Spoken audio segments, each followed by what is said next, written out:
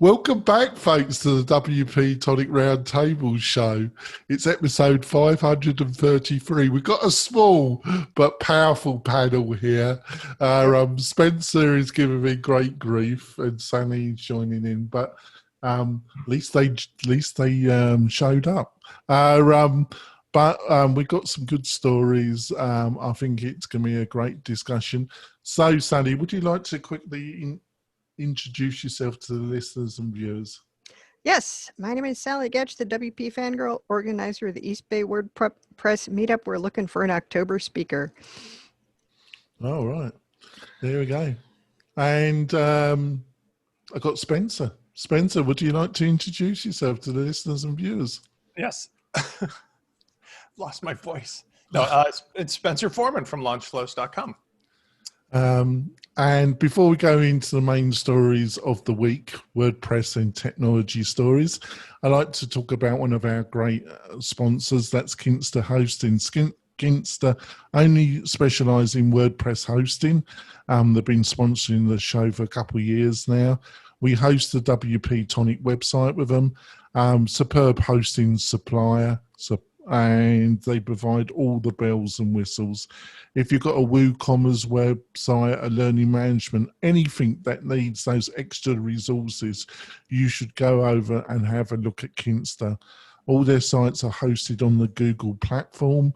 Superb speed, superb support.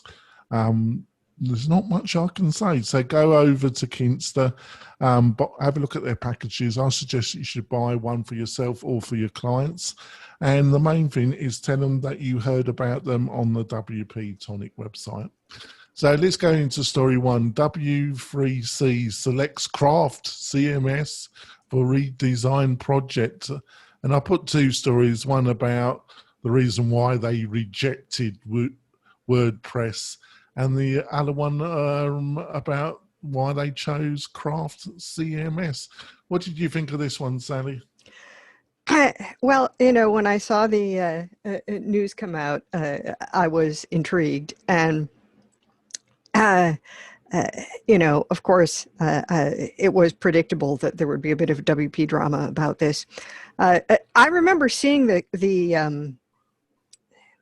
RFP that W3C put out, and I thought, yeah, that's not intimidating at all. Build the website for the people who tell you how the web how the web works. And they provided a number of reasons why they did not choose WordPress. And people seem to have, homed in quite a bit on the Gutenberg accessibility issues. Some of the articles I read also said, there's the internationalization component. There's the fact that if you have a sort of smaller team where it's sort of clear who's in charge, that working with them might be easier. There are people who are like, oh, but open source, you should be committed to open source. And we want an open web. That doesn't mean everything on it has to be open source. I'm in favor of open source software, but it's also, if this is what they thought was going to get the job done best for the purpose of the job, then that's what they should use. And if there are, they've conveniently handed us some information about what, we collectively, the people who make and use WordPress, could do better. And that's worth paying attention to, and not just brushing off and making excuses. What do you think was some of the main things that they were saying that WordPress could do better then, Sally? What they're saying is that, that although a lot of the accessibility issues with Gutenberg, and let me make it clear, that's not so much with Gutenberg on the front end of the site for the visitors, but with Gutenberg for the person building the site. That they've fixed a large number of the issues that came up in the 2019 accessibility audit. However, Gutenberg keeps changing, and new bugs get introduced. It's right. Isn't that like the truism of all software everywhere? You fix one bug and it introduces 7 more. And so, you know, I love Gutenberg, but it is immature. And if you want something that operates on a, you know, consistent basis that is going to be comfortable for the people who have to, you know, write all those specs and things to use, and is going to be something that is easier to internationalize, then maybe WordPress right now is not your choice. So what do you reckon, Spencer? This is the chickens coming home to roost. And instead of like last week's story where Matt Mullenweg is arguing with the Jamstack guys over what cool WYSIWYG JSON thing on the front end, maybe you should consider the fact that I see 3 very clear problems that were the reason they didn't get chosen.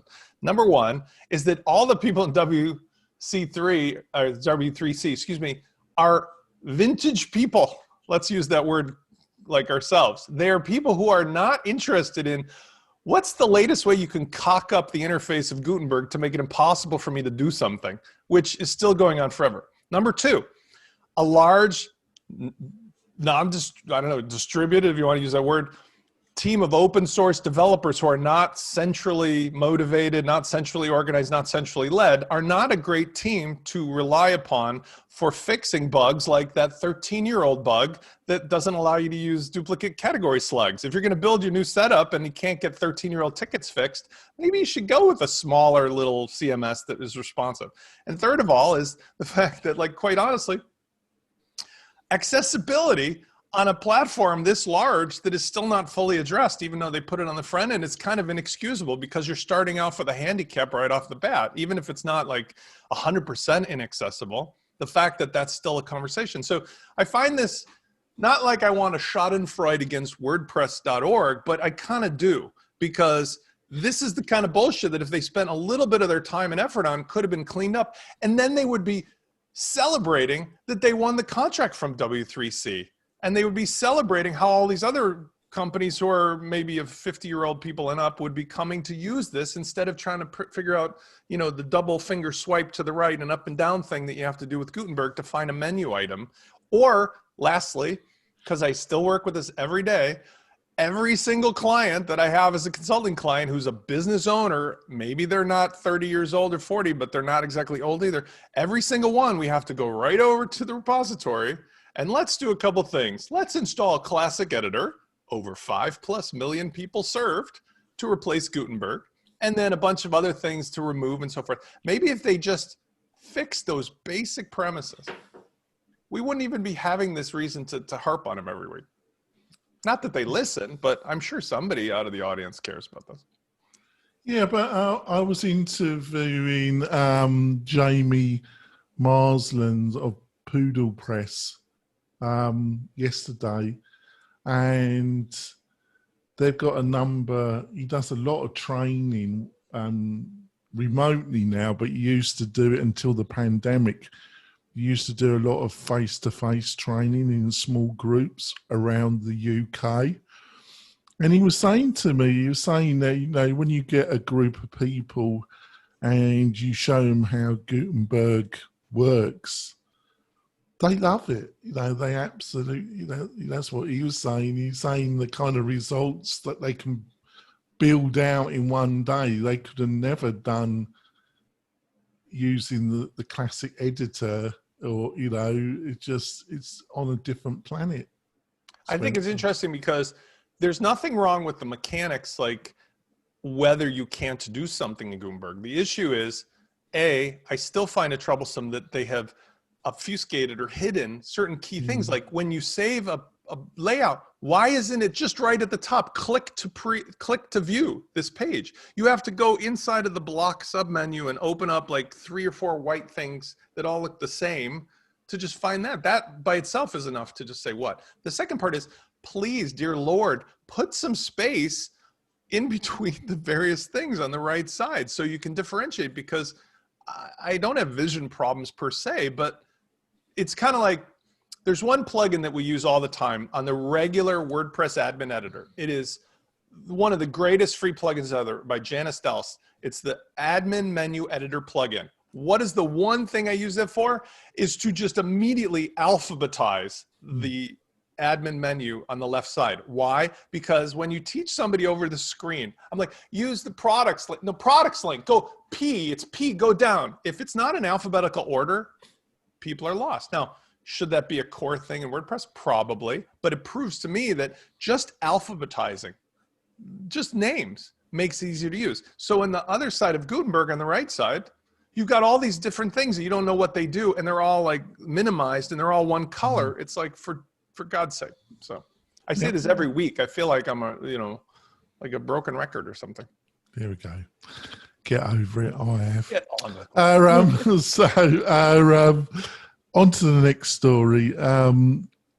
This is from The Verge. It was one of their mega stories. When they do these investigative report articles, they do delve deep. It's like War and Peace. And it's Hype Man of the Century.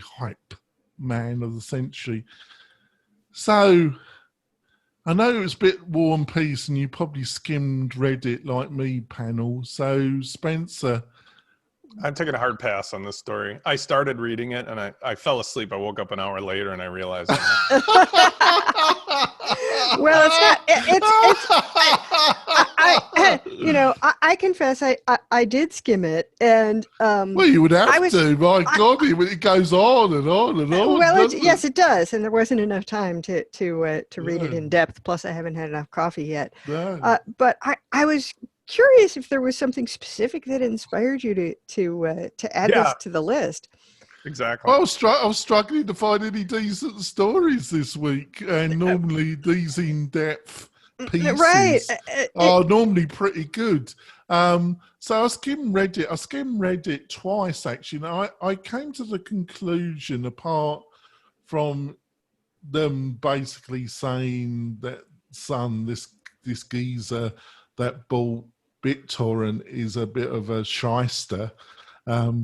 Big news, shyster, Silicon Valley, stun horror, But I think the other thing they were trying to point out is you got to understand what you're jumping in bed with when you're dealing with a Chinese or Russian owner, and their idea of what capitalism is compared to the Western mind is, what goes on in China and what goes on in Russia as kind of, and I hate to use this phrase because I don't even believe it myself, free market capitalism, but we got to use some terms, haven't we?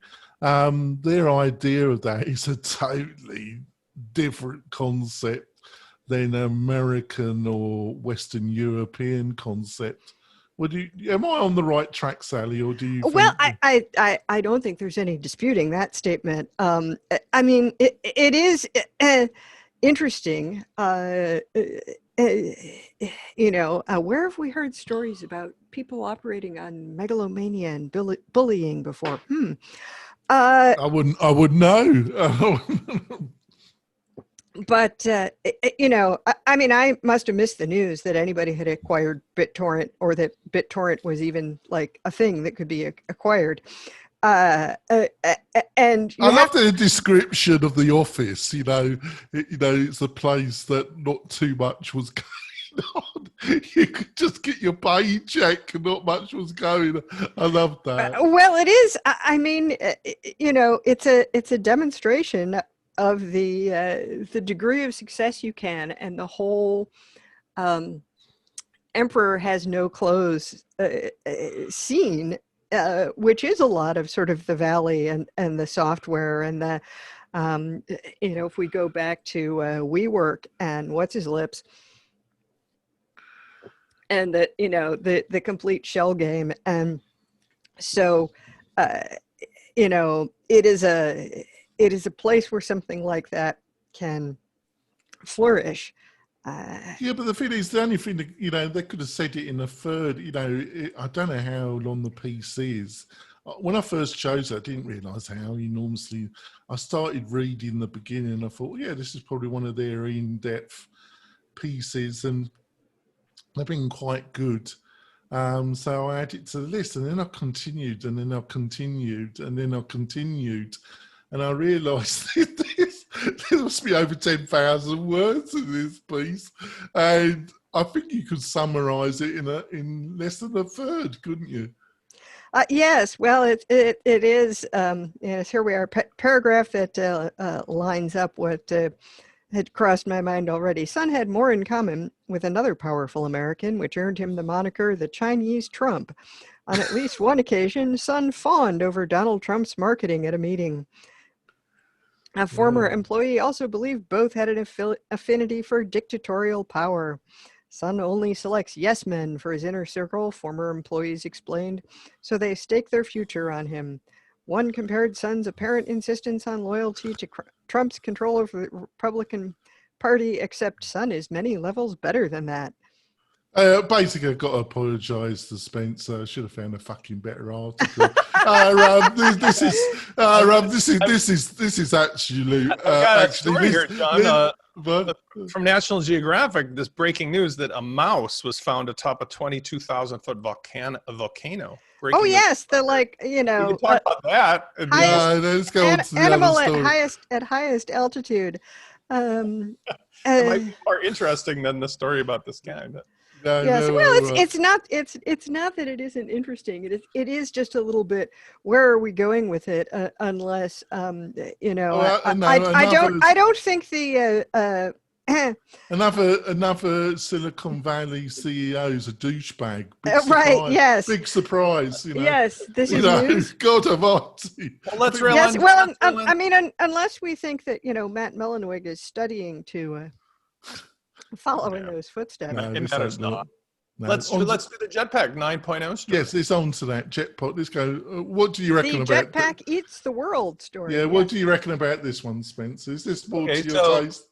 Again, the basic of the story is that there's a new feature that will allow users to. It's funny because Morton keeps coming into my head when I read this. Will allow blog posts to be shared from WordPress as Twitter threads in multiple tweets. In layman's terms, you post a long blog post and presumably separate each paragraph, and it will just auto-split your paragraphs and then tweet storm the crap out of them. Yeah, that makes a freaking effective tweet. Wow. A couple things that are interesting to me about this. I seem to recall it was like 2-3 weeks ago that WordPress and Facebook got into a slap facing contest over, auto authorization or O-embed. I can't remember. So O-embed. Right. So, and that's still happening. So flash forward, imagine going into election season, they turn this thing on and Jetpack becomes your tweet storm / shitstorm generator for anybody who opens up a free blog post on WordPress.com. And leading into our other story about 6,500 things removed from Facebook. Oh, they're just going to move over to Jetpack, aren't they? You're your Ukrainian writer, left wing, trying to promote your political ideas, hate speech, whatever. You create a free WordPress.com, put in Jetpack 9.0, turn on this thing, blast the crap out of If it's WordPress.com, surely Jetpack is already in there. I'm saying, very good. You just use it as a spam the crap out of your new Twitter handle thing. How long do you think they're going to leave that API open? Over at Twitter, Jack Dorsey's already got his finger on the button of this API. Well, it's really it's just daddied over there, isn't it? It's very interesting because, just before the news about the Facebook and Instagram O-embed stuff, which will be a notable inconvenience for a lot of people. He's been dragged in front of the Senate again with the rest of the shower, isn't he? Well, next they'll be nominated for Supreme Court Justice. They're having another little journey up to the Senate, aren't they, to get the balls in after. Well, I suppose you've got to earn your money somehow, so if you're earning about $100 million, you can put up with a boring morning in front of the Senate, can't you? Probably. Anyway. The old toss citizens think they don't even know what the fucking internet is, let alone regulate it. Yes, that is always an issue with politicians and technology. But What's that mean? We can actually send information across the wires by light speed. Yes, well, that was that famous series of tubes. Oh, I'm getting close. I'm going to be one of them pretty quickly. Oh, well, yes, have mercy on my soul. Let me. Yes, it is true. We're old. Crotch, idiot. But right before the announcement about Facebook and the embed, there had been an announcement about Twitter opening up its API further for developers, which the fact that they had closed so much of it down is, I think, part of why Twitter stopped growing in the way that it had been initially.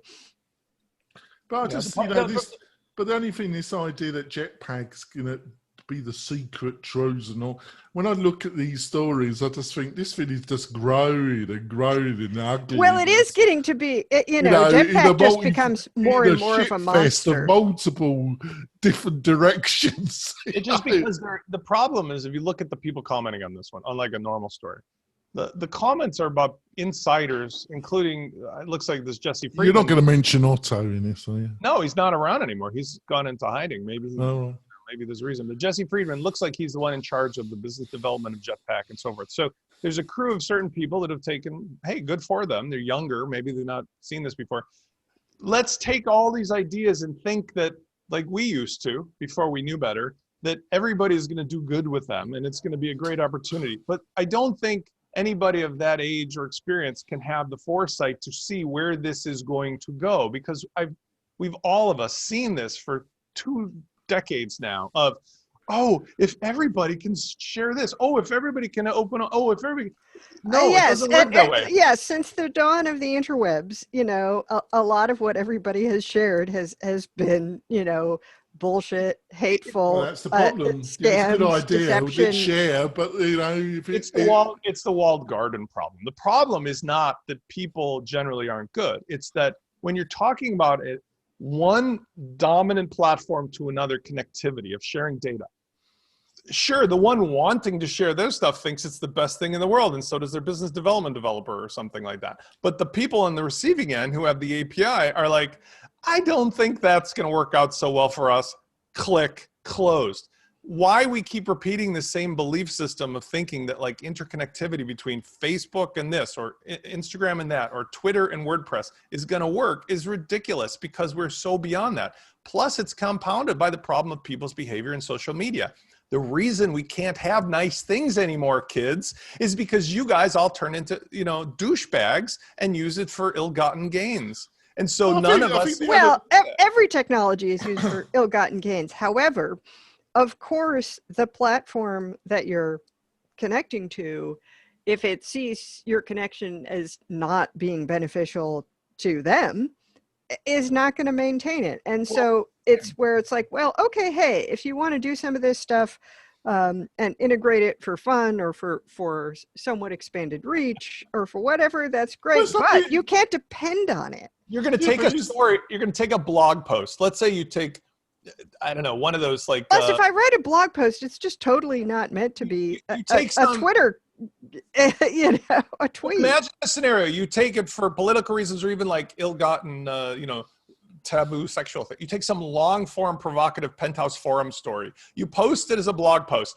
and then a tweet storm, paragraph by paragraph, keeps spitting out. That's what people are going to do with this kind of stuff, right? And then what happens? So they have to start making up all these new rules at Twitter that say, well, you can only tweet this many things in a certain time frame, or only this many things that don't have a real person's signature. Oh, you got to put a caption on to make sure you're really a person. Like, then they have to build all these rules to prevent people from just putting War and Peace onto their blog post and jamming it into Twitter, because Twitter doesn't need that stuff and it's bad for Twitter's readers or users. And that's where the problems come, because it's like any kind of AI or bot or, abusive thing always has to be shut down on the receiving end, because it's never good for the ultimate platform. Right. Although I will say, if it's publishing them as a thread, when I look at Twitter, you see the first post and then there's read this thread. So you're not getting like the whole spew all over you. Yeah, but I think we're missing the point before we go to our break. The point is that Spencer's partially right, but it's a combination of the idea linked to the idea of that you don't have to have any kind of editorial control over what's posted, which like platforms like Twitter and Facebook didn't want to do because it costs them money and it also legal liability. So the idea that you could anything like a forum to Twitter, anything where well, yeah, that's the thing. It's like you can delete comments, but if you edit them, if you, I mean, you know, the liability lines there have been one reason for not policing things in certain ways. And then any forum, Spencer's, anything, any forum, allowing comments on your post, anything. If you don't moderate it and edit it, it just becomes a shit fest, doesn't it? And then people turn off comments. And I saw a post recently where somebody was saying, hey, here's what I'd like to see in WordPress comments. How I'd like comments to work. And Time machine back to 5 years ago, or when was it's actually it's what it was. I'll drop this in the chat. I'll give you an example. There's a couple. I watched their YouTube channel. It's a couple that moved to Ecuador, to set up, retire to Ecuador, basically. And they got this blog, and it's the most inoffensive stuff you've ever watched, right? But, when I want to relax for 10 minutes, I just want to watch something that's, that doesn't strain me too much. And so they're a nice couple, and they're from Denver, and they moved to Ecuador. And they were saying they're getting in the comments that they're commies, that they're traitors to America because they moved to Ecuador, That's at the heart of the problem is when you think of what's wrong with comments, those of us, again, who've been through this, is that bad behavior is the new norm. Remember we had that thing many, many months ago. We talked about that small community in Colorado that did the experiment where everybody knew each other and you had to use your real names to talk. And everybody acted the way that I think we believed the internet was supposed to be. Well, now when people can do anonymous commenting or snarky whatever, there's no purpose to comments because it's either spammers or snarky people. The normal people don't bother. Plus with social media, there's an easier way to get your opinions out.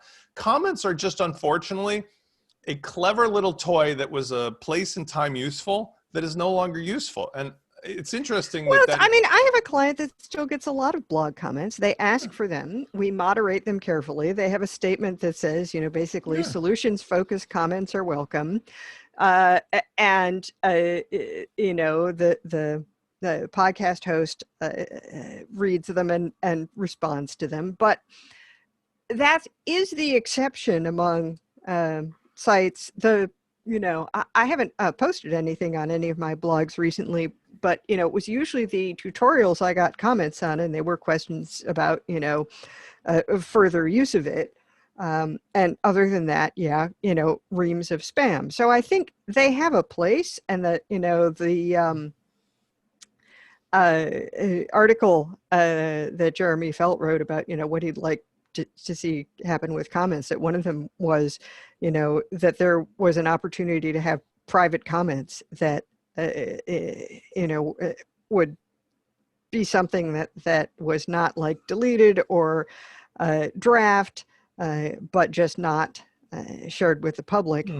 That's what Facebook groups are for, and Slack and direct messaging. We all have those now. Right, I think we're going to go for our break now. We'll be back in a few moments. Got a couple more stories.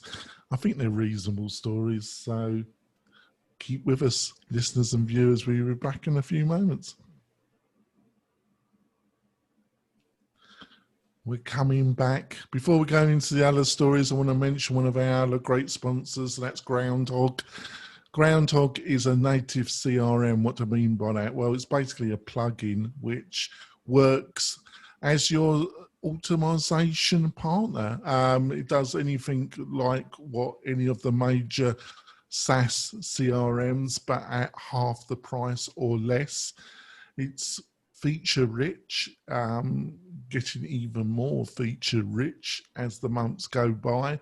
It's something that's been sorely needed in the WordPress ecosystem. Great CEO, Adrian, great team. I suggest if you're looking for a CM solution for yourself or for your clients, you go over to Groundhog, have a look at what they got to offer. I think you're going to be blown away.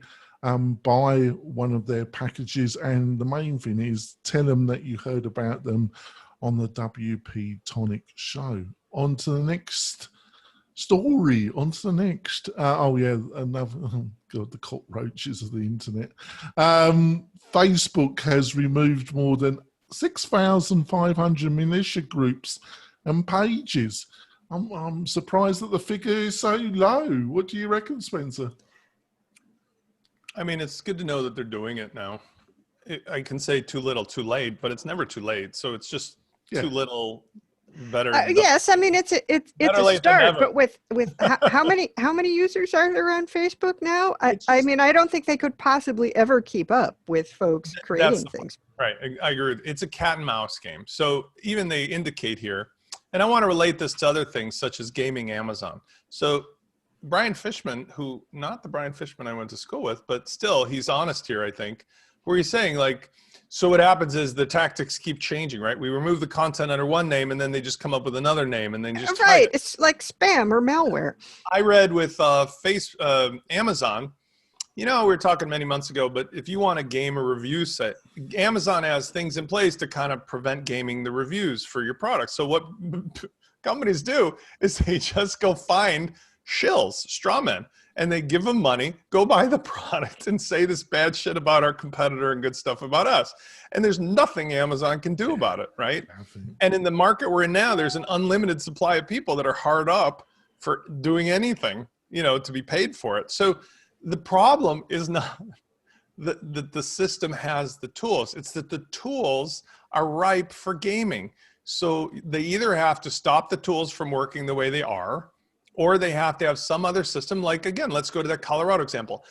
Tragic, but true, that maybe when we use online services, we have to have some kind of proof of identification to show that it's really us and use our real names. Boo-hoo for all the people that want to come up with those clever YouTube handles and then they say, you know, spammy stuff about people. But well, right, except the issue about anonymity, which absolutely makes people behave worse towards each other, is that if you have a good reason for people to not know who you are, you know, you're out there in the witness protection program, you live in an oppressive country and you want to speak out against the government, you know, there are situations in which anonymity is not just an excuse to be an asshole. I mean, that's true, but you got the problem of still being able to game that. So for example, if you were really that messed up where you had to hide from the government, better that you pay your neighbor, you know, to post for you and let them use their validated account. I mean, you're really talking about the movie Minority Report here, right? You got to go get a new set of eyeballs put in so you can walk around without being identified all over the place. Well, that's what I've just had, isn't it? Right. But the problem we have is that these systems that we have, everybody's been talking about the dystopian nature of them. Well, we're seeing the fruits of that. And if we had other panel members here in the past, like Morton, he'd be talking more eloquently that maybe this is a canary in the coal mine, that if we've reached the point, we have to think about whether you have to pay somebody to post for you or post or not, versus having hate groups just constantly flooding it. Maybe we should just shut it down for a while and use another system, because as bad as it was, well, as bad as who's in charge of it? As bad as it was, Seth Godin talks about the gatekeeper phenomenon of marketing, which he was responsible for changing with email marketing. Granted, he was one of the founders, but he says he sometimes regrets that you used to have to pay to get attention through traditional gated methods. You had to pay an agency or pay a service or pay the TV stations or pay somebody to get access. And in doing so, your money spoke loudest or your identity spoke loudest. Here we democratize this so anybody can say anything to anyone anytime. The problem is we're not making you validate you're a real person so that you're willing to hang it on your own hat, hang your hat on your own head. That's where I think the system is breaking down, is that anybody with no cost can become a complete douchebag and even do lots of harm to other people. And I think yes, although it's not free to do lots of harm to lots of people. Anybody can get out there and be a douchebag, but if you have, one follower, that's not going to. No, you're just a troll and comments on somebody else's thing to be a douchebag. You don't have to have your following. You're the person who shows up on that YouTube video of some amazingly wonderful thing. 99 million yes, thumbs up. And you're the one that comes in and says some like political statement or some douchebag comment because you can, and then your handle is nothing to do with you personally. If we didn't allow that kind of behavior, it would be, I think, more like that experiment in Colorado. And at the end of the day, yeah, you'd probably have to give up some of these, look how cool this feature is. But we keep seeing again and again how these features don't ever work out well. I think I think you've made some good points there, Spencer. I think the main reason why they resist it, and it's so obvious, especially with Twitter and Facebook, that, there should be some system that truly identifies this is actually a real person, right? The reason why they don't do it is that they know it will reduce the amount of comments and exactly. And it's an ad revenue. Let's not forget that the whole clickbait why they won't motivation. Do it, Sorry. I think we all agree. I'm not arguing. You are 100% correct. They realize that a larger percentage of their ad revenue comes from people arguing with each other because of provocation through bad behavior, right? I say a name of you, you say a name back. Oh, now there's tons of engagement. And now we can sell this page or this video or this whatever for lots of ad revenue because so many people are engaged with it. But nobody really looks at the engagement as to whether it's beneficial for the people or for society. Well, doesn't that kind of go back to the, the ancient newspaper adage of if it bleeds, it leads? Yes, but it also goes against the thing like mixed together. You may not do certain things in public, like you may not scream fire in a crowded movie theater. That is a felony, publishable in most places by prison time. Why? Because we made a judgment that behavior, although it's still First Amendment right to say anything you want anywhere, has more harm than good. And I'm saying at a certain point, this thing is going to solve itself or it's going to devolve.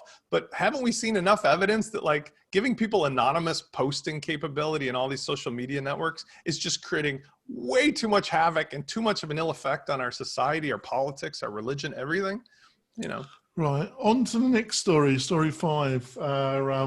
So theme team before we start saying kids these days. These days. Where's Otto? All right. God.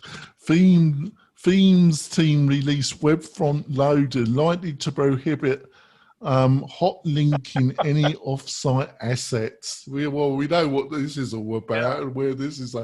So back to you. So Spencer, what do you reckon about this? Okay, so let me set this one up. This is, where do I begin? Now, there was a day when the theme team was really a cool bunch of people. Emil Uzelac, who was the theme author of Responsive way back in the day that I built a lot of things off of, and I knew personally he was a Chicago guy, became one of the theme team people. He's no longer there. There was a time when there was a lower number of themes and a lower number of douchebaggery, and people would get their theme in there and it'd be useful. Now with page builders and blah, blah, blah. First of all, let me say, the theme review thing is ridiculous anyway. The whole thing should be just shut down as a waste of time. However, this thing is about the fact that they've decided, although there's a billion other things to fix, and we talked about 3 or 4 really important ones, they're going to waste all their time with turning off the exception to the rule that allows you to hotlink to Google Fonts when you put a theme in the repository. So if you make a theme and it gets accepted, they allowed you up until now to get Google Fonts dynamically from the CDN, the Content Delivery Network, which meant that you didn't have to create this bloated as crap extra folder inside of your theme to hold Google Fonts, which already exist online, optimized and updated always. So now what they've done is say, yes, although somehow it's all the Google stuff that seems to be, that Google penalizes. Here's the punchline. So now what they're going to do is, sorry, kids, you no longer can just link to this already hosted online network of optimized, even though every part of the theme itself has to go to outside resources for everything else anyway, whether it's JavaScript or jQuery or Node.js or whatever it's using.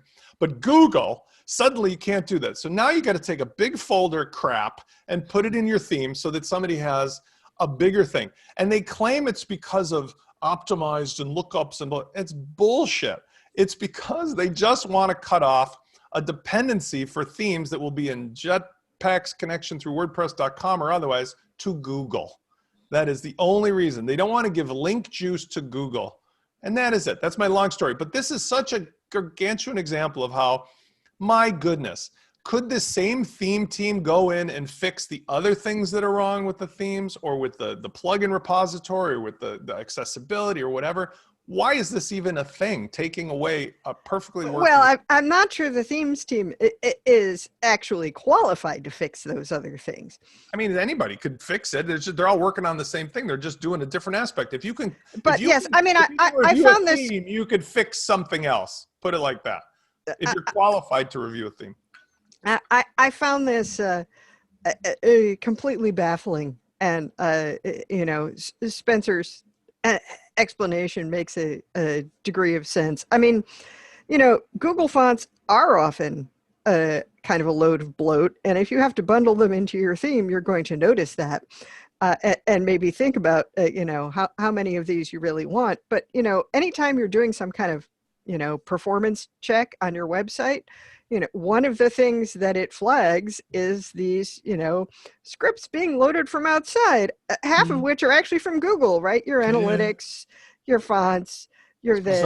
But I've seen a bunch of arguments both ways about whether you should load, for performance purposes, whether you should load Google fonts locally or not. And it does seem like a peculiarly small and petty thing to be focusing on, even if the specific individuals in the themes team are mostly, here is our checklist of stuff that's okay in themes. We're going to check the boxes. So I think they're talking about performance a little bit, but I think they're emphasizing privacy. But both of these are red herrings because this is a web font loader. So what happens is you're just preloading into this thing, I presume one time. The whole theme, I don't go as far as you about it being irrelevant now. I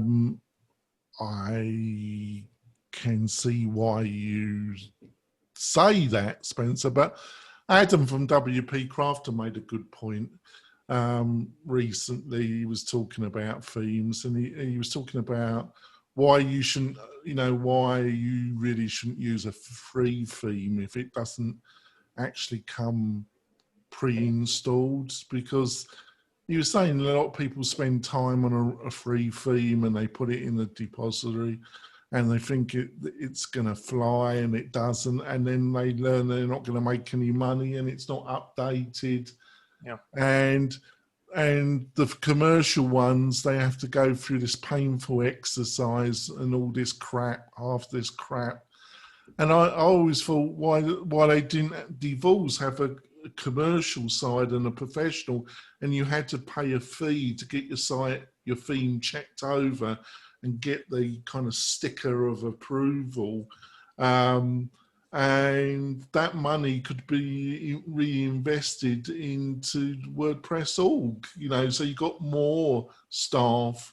So it's more of a professional, but that was never going to fly, was it? So well, we spoke about this the last time when we talked about the problems with the theme review and so forth. We all talked about whether it was fair that Astra got shut down for blah, blah, blah. And then we talked about the fact that trying to find a theme on there is a waste of time. Then we talked about why do you need a theme at all when the page builders, including Gutenberg, are there to eliminate the need for a theme at all. So I'm in favor of, as a premise, just shutting down the theme repository and calling it a day, because it doesn't really do anything to help anybody like it did in the early days when you really had a choice between CSS and custom coding your thing into, you know, learning how to do templating or not. Now, to be quite fair, and again, I'll refer to Adam, not to hold it against him. He's a YouTuber who promotes stuff. So he's promoting Cadence theme when his main business partner is Sujay at Astra. Oh yeah, wait. He stopped promoting Astra? He promotes Cadence. And the reason is simply this, because I'm not harping on him. It's the fact. He's really good at what he does. He's a YouTuber who's got a big audience. He tells people to use Cadence. But now that's odd, because even people in the comments there are saying, well, wait, 5 minutes ago, you're saying using Astra and you're using it with, you know, your other product and so forth. The point is this, that there's no room for people to make a go successfully of a free theme in WordPress anymore. If you don't have a page builder or a block editor plugin that's a commercial one, what's the point? Cadence's whole purpose is to sell stuff. It's not like the responsive theme was when Emil Uzalek came out with it, that it was free and it went up to 1 million people. So I just find this like as a story, again, in the relative scheme of things, it's like, who cares? But if we're talking about like the actual story itself, this is funny because this would be something really good to just turn off and just say, like, you guys are on your own. Just sell your themes and do what you want, and then people can use them or not. But yeah, there is an argument, because the present situation, I don't think he's serving anybody that effectively. So, I mean, this is just a hassle now. You got to fix all these themes that you had. Like you said, maybe you had a good theme and it was there. I guess you can leave it around. But like if somehow they interfere with the API indirectly, and not in the theme itself, but just block the CDN addresses for Google, you're going to be stuck with like, now I got to fix it's just more work, and it's more hassle, more work. Yeah, you know. They just divorce from reality to some extent, aren't they? But which, by the way, that's why one of the reasons why the W3C said, sorry, Charlie, not interested, is if you're going to keep doing weird stuff that breaks stuff that was already working, then why bother? So. Yeah. Well, on the other hand, I think not using a commercial WordPress theme for any kind of commercial website is pretty lunatic anyway, but that's my opinion. Unless you're employing a developer directly like Sally, you know, and and Sally builds off of a commercial theme framework because you want something that's going to be supported, and support costs money. You know, it costs time and money to do, and you know, if you want something to be around, you need to pay for it. Yep. Truer words were never said. So on to our recommendation. My recommendation is a book, a really good one, which if I get my show notes up, I'll be even better. The Tyranny of Meritocracy. Yes, it's here. Here's my show notes. There it is. The Tyranny of Merit. Okay. The Tyranny of Merit by Michael Sandel. It's a great book, actually. I was listening to it on audio books.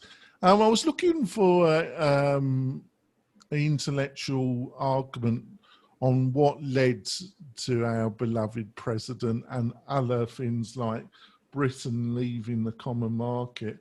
And I've not been satisfied with a coherent argument. Michael is a philosopher and a pretty bright guy.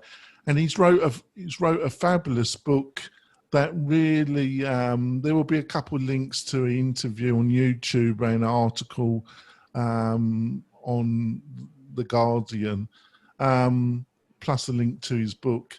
But he really explains what he sees as one of the major reasons that has led to this, and which is the really corruption of education, and where originally it was to lead to enlightenment and the improvement of people. It now is used as a way of keeping people in their place and a justification for a well, I mean, education was the property of the leisure class from the dawn of time.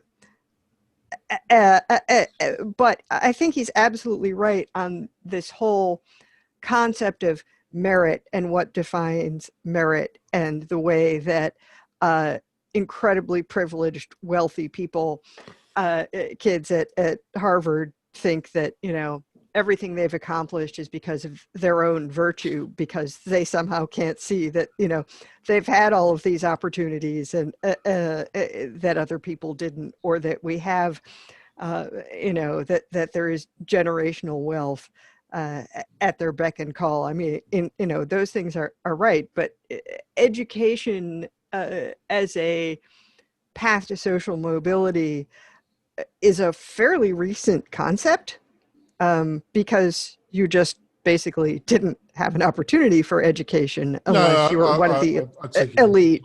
You are correct. I mean, broad span of history, you are totally correct. Yes, the word school comes from a Greek word meaning leisure. Yeah. So, Spencer, have you got anything you want to recommend to the listeners and viewers? Yeah, it's actually a free plugin. It's called, I put the link in there, it's called Better Notifications for WP. And what it does is it allows you to expand upon the current, built-in email notifications for various things. And what you can end up doing is getting a certain degree of really nice internal transactional marketing or transactional notification instead of relying always on your on-site service. So something happens, you can send out a notice about it. And it's really handy in addition to the other things like the status manager for WooCommerce or WooCommerce custom emails, and especially WP Fusion connecting to your outside CRM or internally with Groundhog. It's just one more way to make use of the existing mechanisms that are in place of email creation, email sending, and things that you're doing in WordPress to give the users more of a custom experience and a journey.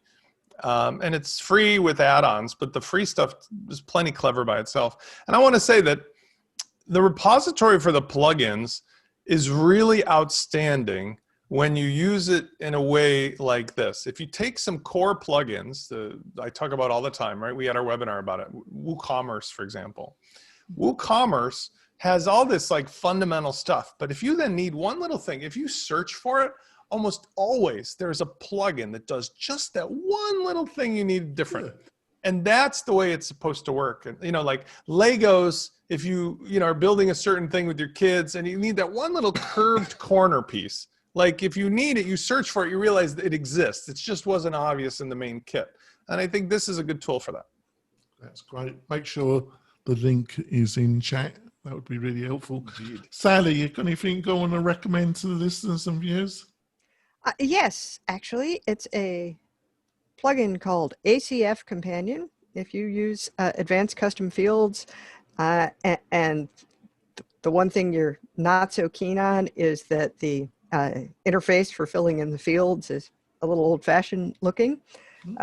This is designed to help you apply more attractive styles to your ACF fields, which if you're someone like me and you build custom blocks based on ACF is very appealing, because then it looks more like the rest of the interface. And it is a premium plugin, but not very expensive. And it's got styles for repeater fields and accordions and color pickers and tabs and all kinds of nice things. Yeah, if Spencer, if you could put that into chat. I put it in chat. All right, great. I put it in both. Well, they're both great recommendations, much more practical than mine, but I was just listening to audiobook. I just like to read The Guardian, which, by the way, I like to read too, but it's always interesting. Well, yeah, I mean, The Guardian is a good newspaper. And you can read it without being... Yes, I mean, they'll pop up these bright yellow notices suggesting to you that it would be really nice if you gave them money, but... Well, you guys know can read it. With The Guardian, it lets you read it. With these other annoying ones like the Washington Post or New York Times, they let you read the title, and after one thing, it says you can't read it, which I find really odd, especially about certain topics like COVID or the politics. It's like, wouldn't it be better? The New York Times and the Washington Post made all their COVID articles free for everybody. Not as of late. At least some of them seem to be slipping by. But it's the same thing like Apple does when your iPhone. If I wake up in the morning, I got my iPhone, I'm like, I want to browse in the Apple News or whatever. they want you to pay. We talked about it before. Well, I just utilize the BBC app. Right. I mean, I thought obviously there was a service you could pay one amount and get through all of this stuff, but we turned out it wasn't like right. What it does is it turns off the ads, which is nice because it makes it, but it still doesn't like make you a subscriber, which was, unfortunate. That's the next step, and I hope somebody does in fact achieve it. Right. Before we go, I want to remind listeners and viewers I've got an upcoming webinar with the young Adrian, founder of Groundhog, on next Tuesday, the 6th of October at 9 a.m. Pacific Standard Time. We're going to be talking all things marketing automation with an emphasis on if you've got a membership site and you want to utilize automation to increase profitability. But we will be covering other areas. Also, if you sign up for the free webinar, you'll be able to ask Adrian any question that comes into your mind. It should be a feast of marketing automation. How do you sign up to join us? It's quite easy. You go to the WP-Tonic website and you sign up. In the top navigation, it will say free webinar, and you click and sign up. And I just realised you probably will be listening to this episode after it's over. No, you won't actually. It will be just before, so I'm not wasting my time actually. So please join us, and that should be a great resource for you. It's a hot subject. Adrian's a real expert on it. He should be. He built a whole business around it, so he should know what he's talking about. Also, if you want to support the show, go over to the WP-Tonic YouTube channel. There's over 500 interviews there, other resources plus training videos. Is a great resource, so go over there and subscribe. That would really help the show. We'll see you next week with hopefully another great panel. It's been a small panel, but I think both my panelists have done a great job, and we'll see you soon, folks. Bye. Bye.